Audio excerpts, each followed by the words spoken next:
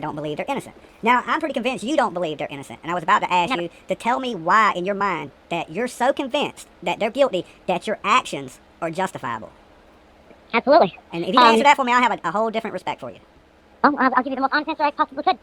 Number one, they don't act like a family that is looking for their child actively. They just want to party, and they're not doing anything to get their sons back. When we pulled up all the 911 cards and the calls, there's been so many people in that area that have had problems with them. On top of all the arrests, convictions, CPS calls, I mean, having her head shaved bothered me. What they were eating, how they were living bothered me. I agree, because I grew up in the South, and I grew up in a poor family. There's 7 of us. There's a ton of us kids, and we didn't always have the best. House wasn't always the cleanest, but we were loved. Probably not even the best taken care of, and I believe I turned out to be a pretty good person, even in those situations. And I think some people don't understand the Southern living unless you've lived like that. And Don and Candace Wells are not the only people that live kind of rough like that. There's a whole population of people in this country that live like that. So when I see them, is it out of the norm for me to see a family in that situation? It's not. Molly, there's hundreds of thousands of people that are living worse than these people in our country, And I know it don't seem like the best conditions to people that, because I don't live like that now. I live decently now, and I'm grateful for everything I got, because when you come from nothing and you finally get some stuff, you appreciate it. I feel that way, and I've struggled for everything I got.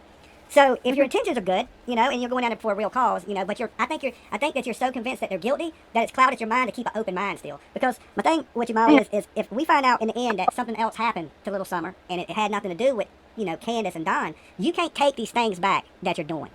Absolutely, you're right. You can't. Sorry can only go so far. Once it's done, it's kind of done. And I just want you to keep an open mind and not be so convinced yet that these people are guilty. I'm sorry, but I can't. I know you are. I 100% know you are. I 100% know you're convinced that they're guilty. And we're just going to have to agree to disagree. I'm going to be honest with you in the beginning. I agreed that I thought Candace had something to do with it. But my mind has changed so much over seeing her on TV and things like this. And in this world, people grieve differently. Just in my family, and one thing, shout out to you for paying for your mama's roof. I know you got a lot of hate for that, but I am a mama's boy. I'm totally a mama's boy. When my mom was alive, I'd have paid for a roof. I paid $20,000 for a city line because my mom had well water, to get her city water to her house. So I understand the love in your mama. Thanks. That means you got a heart in there. And I think people are seeing this bad thing and they've spun it on you a little bit. I think you've made some things went a little south for you when you was in Tennessee. And I think one of those things that made you look really bad is there's so many religious people. You may be religious, you may not be, I don't know. But when you went in that church with that pen and you videotaped that little girl, it was bad. It wasn't a good sight, and I'll tell you something else you did that I really didn't like, is then you kind of put the blame on that little girl. And I just thought... No, I didn't. I think you did, Molly. No, I put the blame on... No, actually, I put the blame on all the assholes that were telling me I was a liar, that I wasn't sitting next to Robin. They said I was a liar. So I only gave you guys a snippet of the church.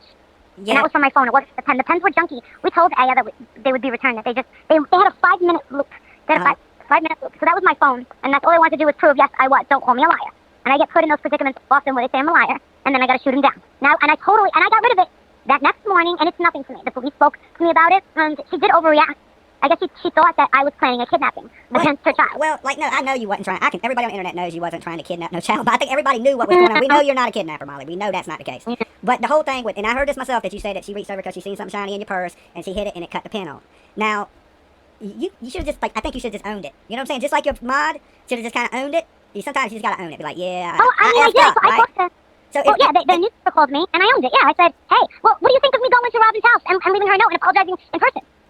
Or did nobody drop that video yet? I don't think that anybody has. So you actually went and apologized to her? Yeah, I went to her house. There was an Amazon gift box outside, and the 3 of us, me, Andra, and Olivia, rang the doorbell, and I was like, okay, they're not home. They had a red pickup truck, dark red pickup truck on the side. So I wrote a note, and then they took a picture of me holding the note, and then we left. And then she called the cops. And then the next day when we were talking to the cops, it was very interesting. He was like, oh, yeah, I'm the cop that came to that site of Robin, whatever it is, Robin Lane. Yeah. I said, oh, really? He goes, yeah, I responded to that call. He said, something really weird. He said, just because, the daughter, Jordan, is the same height, blonde hair, it doesn't mean that, they could be mistaken. I'm thinking, what? He said, yeah, she was in fear for her life. She said that there's an attack on her family. And I'm like, no, I left her a note. Bye, Felicia. Next. That was it.